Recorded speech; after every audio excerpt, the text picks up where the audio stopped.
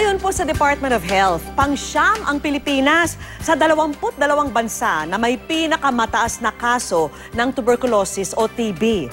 Noong 2009, umabot pa nga sa mahigit 400,000 ang naitalang nagpositibo sa sakit na ito. Kaya ito po ang ilang paalala upang maiwasan ang TB.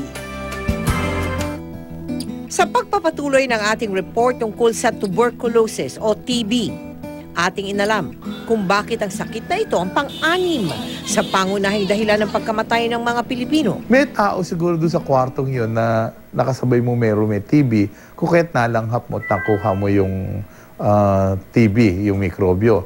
May bumahing, may umubo sa within a distance mo. Iba yung pag-iingat daw ang kailangan lalo na't hindi natin alam kung sino ang may TB sa ating paligid.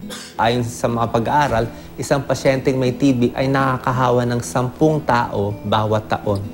At kapag miyembro naman daw ng pamilya ang mayroon ito, Mas maganda na hihiwalay muna natin yung gamit, siguro mas safe. At least mga 2 o 3 linggo habang umiinom siya ng gamot. Dapat sa bahay din maganda yung ventilation, maganda yung labas at pasok ng hangin po. hindi rin daw dapat ikahiya ang pagkakaroon ng tuberculosis. So para ma-prevent yung tuberculosis po, pwede po tumapit sa TB Dots or sa any healthcare center.